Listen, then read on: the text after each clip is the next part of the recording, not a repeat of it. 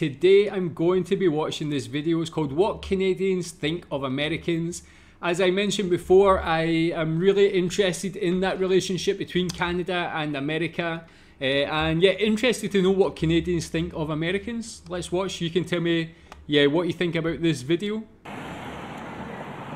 It's Monday afternoon on the remarkably multicultural campus of Ryerson University in downtown Toronto. A lot of these students are new immigrants or second generation. Others belong to the big city's dwindling white population. But their bond is their Canadianism, a shared patriotic cockiness bordering on smug, if polling data is to be believed. What? Cockiness bordering on smug?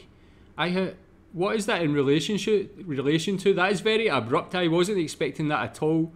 That is not something I would use to describe Canadians. Far from it. From my interactions with people from Canada, they've been extremely humble. That is a weird way to describe them. I'm not sure where that comes from, actually. Even the newest arrivals seem to have internalized that to be Canadian is to somehow live on a higher moral plane, especially with regard to certain others. Others, so I guess he's talking about Americans. Interesting beginning of this video's kind of thrown me a little bit. I wasn't expecting that. Again, as I mentioned, I've never heard Canadians being described as any of those things, living on a higher plane or whatever that was he mentioned. Yeah, okay, let's go. Think about national identity as having those others are the subject of Tracy Rainey's Canadian Studies class today. We need to build up a national identity. On average, Canadians are more likely to say that they would rather be a citizen of Canada than any other country, that the world would be a better place if more citizens were like Canadians were, that we are, in some respects, superior to Americans. Yeah, I'm not sure where she's getting that from, actually. Like, as I mentioned, for the interactions I've had with Canadians, they've seemed like absolutely great people who I don't believe they would have that mindset. So I'm not too sure what studies have been conducted to actually come to the conclusion that she's coming to there. Tell me what you think about that so far. This is more about Canadians rather than Americans so far. Yeah, but what she said about Canadians, like, would rather live in Canada or be Canadian.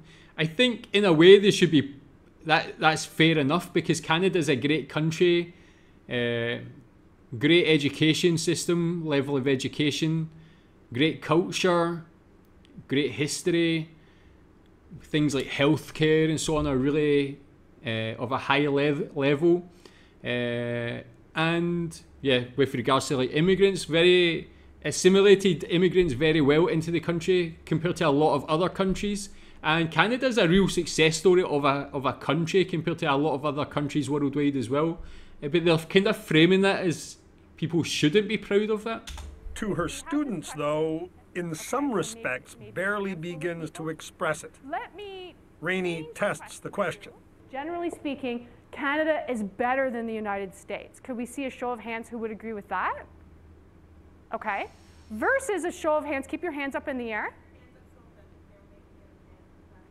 Okay, so generally speaking, Canada is a better country than the United States. Keep your hands up in the air.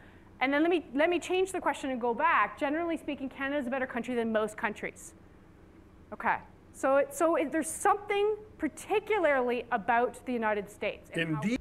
Well, I mean, that was almost like a trick question. That's a very general question to ask them, like a leading question. I don't think that's a fair question to ask students and put them in that position, especially being filmed for some sort of TV documentary or something like that as well. Tell me what you think about this so far. Indeed there is, where these young people are concerned. Listen to some of these opinions. Keep it short, like give me a couple of words. Americans are pompous. I think they're ignorant. I think Americans are addicted to war. Discriminatory. Just about no one had a positive word. They're like frenemies. They're friends and enemies at the same time. Pushy. Pushy, pushy, pushy. They are a little bit power hungry. Arrogant is the first word that comes to mind when I think of Americans.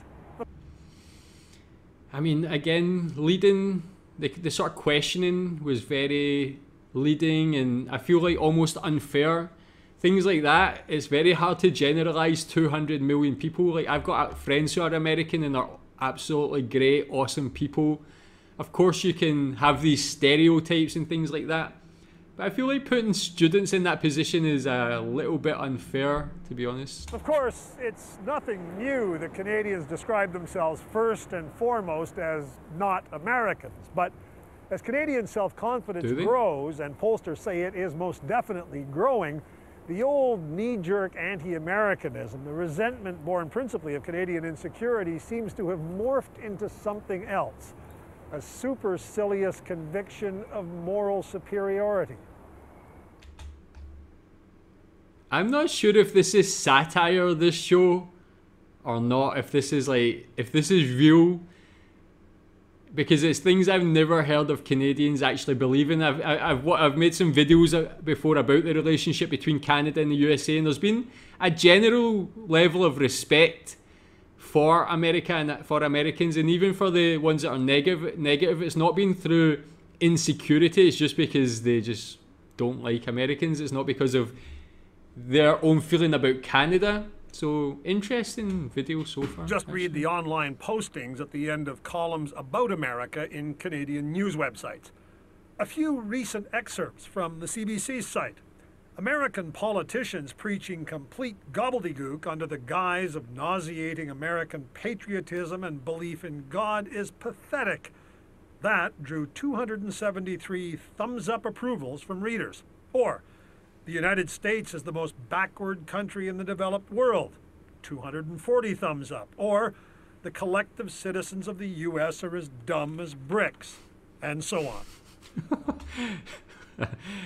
Dumb as bricks, that is an interesting term, but I don't know, like, if you can really take social media postings as any sort of proof or having any real validity. It's like taking tweets from people with a lot of retweets. I go on Twitter relatively often and I see a lot of very bad takes with a lot of retweets and a lot of likes. The online masses are a bit mad.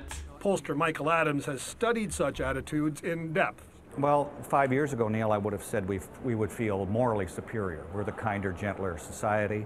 We're multicultural. We have health care. Again, let's stop it! Sidney Crosby, the golden goal! But now, says Adams, it's something more. Olympic gold! Canada's celebration of Olympic victories over Americans verged on jingoism. Now you're not allowed to celebrate victories in sporting events without being jingoistic. That is quite the take.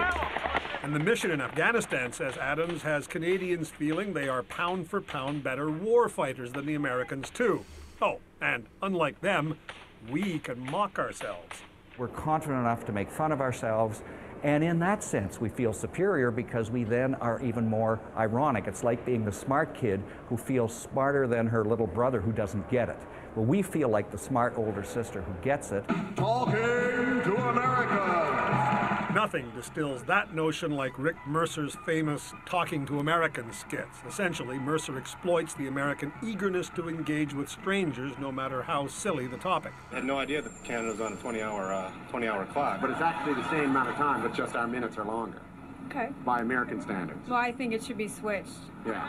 Canada, please move to the 24-hour clock. Hi, I'm Governor Tom Vilsack from Iowa. Canada, congratulations on your new 24-hour clock. There are differences of perspective. Gordon Giffen has heard it all. When he was the American ambassador to Canada and traveled the country from one end to the other, one theme stood out. As a country, as a people, Canadians were more generous, more thoughtful, more caring, more courteous, and more global in their perspective than Americans, and then usually they'd conclude by telling me that Canadians were also more modest than Americans, and I found a little irony in that, but they did. Not particularly. Giffen also heard a lot of this. I think of them as selfish just because they don't take the same time that we do to learn about them as they do us. As I traveled Canada, I'd get a lot of people who would say, well, we know everything about you, you know nothing about us. And I'd say, well, tell me everything you know about Kansas. And people's eyes would glaze over, or, you know, Nebraska or Arkansas. I think I do think it's fair that Canadians do know more about Americans than Americans know about Canada, just from my, like, what the videos I've watched and what I've read and things like that as well. I've never got the impression that Canadians really care that much about America or Americans, that they would actually have this sort of mentality. I'm not sure where this actually comes from. Maybe this is older. Maybe this is back in whenever this was recorded, 10, 15 years ago, something like that. And with regards to Rick Mercer's talking to Americans, that was just a comedy vehicle. American chat shows have similar ideas and concepts using American people. It's not because they dislike American people, it's just a comedy vehicle. I'm sure there's people in Canada do it to other Canadians as well, asking them questions and so on.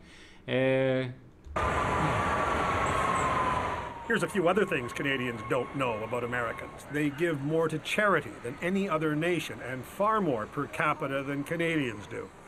Americans work harder and more productively than Canadians. They send more aid abroad, even on a per capita basis, than anyone else. And where Canadians are concerned, while Americans might not have studied the nation to their north, they seldom have a mean word to say. In our darkest hours, Canada has been with us. NBC's Tom Brokaw broadcast an essay about Canada during the Olympics. Jesse the Sponge. Canadians are so generous, they share with us their brightest stars in music, comedy, acting, sports, and journalism. And here was the result when we took a paper and pen down to DuPont Circle here in DC. We simply asked people to write down one word about Canada.